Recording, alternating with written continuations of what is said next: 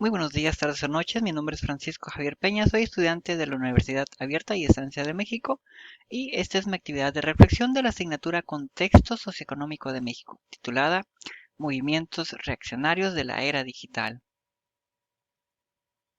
Como introducción, entendemos como movimiento reaccionario como parte de un movimiento social, pero en síntesis, ¿qué es un movimiento reaccionario?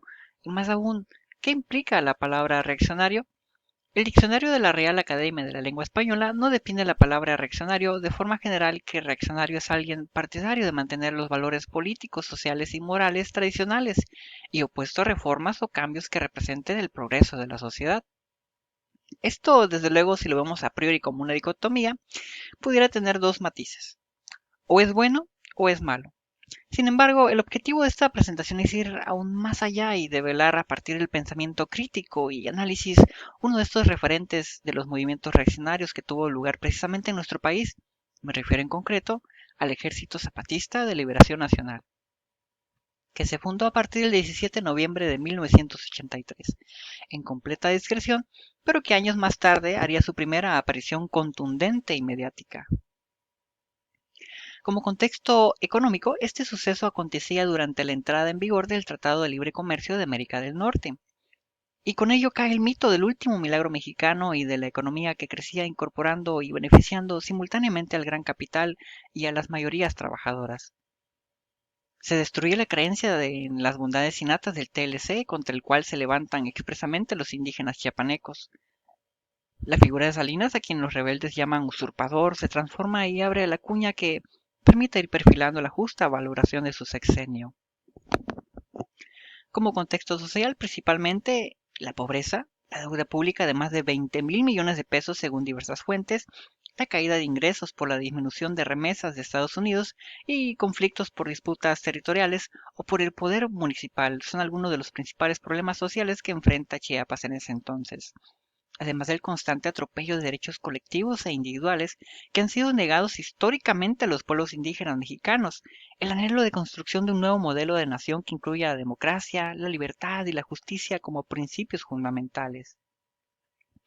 Como contexto político, tuvo su aparición durante el gobierno federal encabezado por el entonces presidente de la República, Carlos Salinas de Gortari.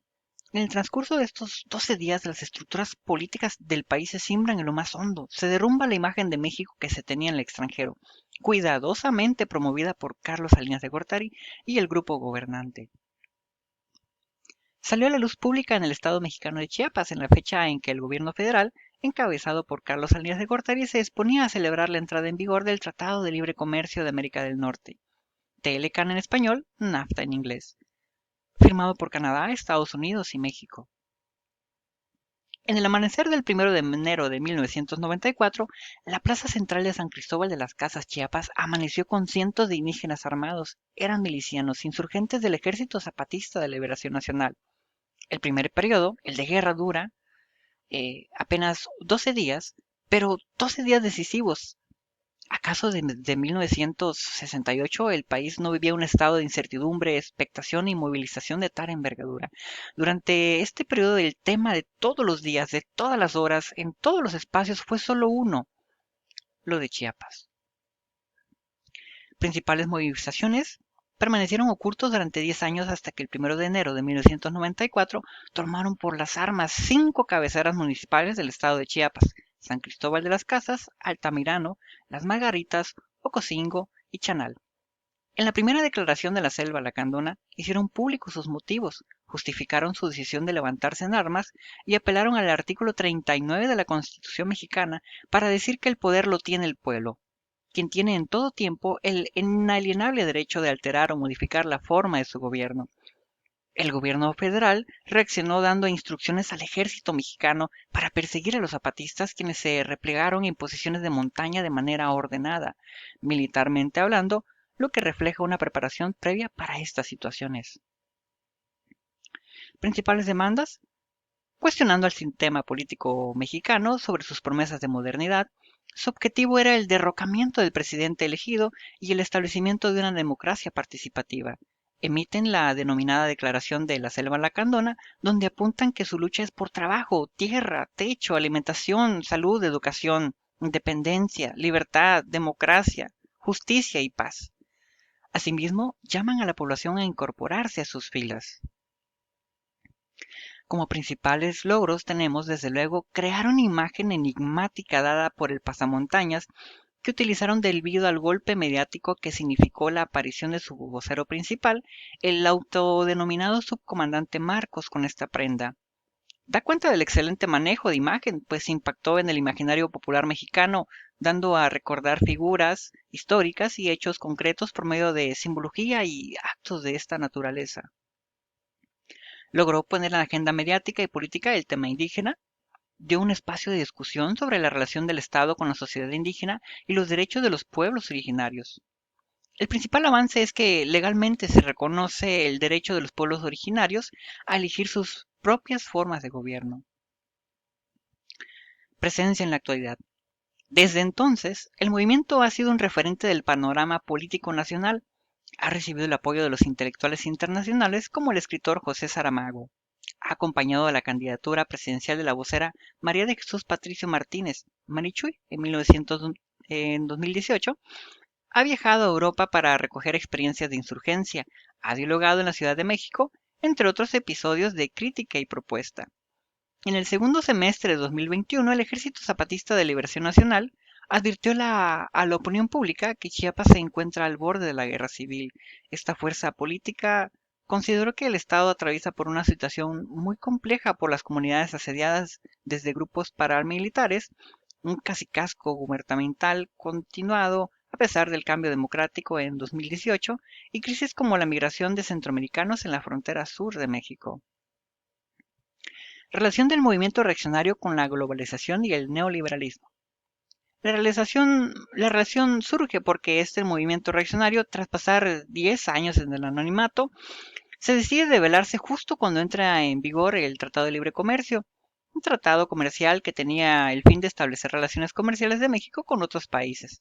Además, estando en el mandato uno de los exponentes más representativos del neoliberalismo, el presidente en aquel entonces, Carlos Salinas de Gortari. ¿Por qué se los considera los primeros movimientos sociales de la era digital?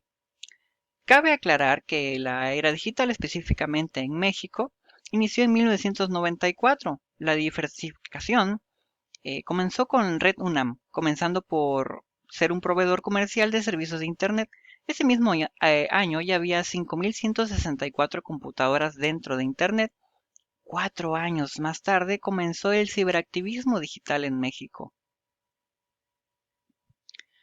Conclusión y postura en torno al movimiento reaccionario.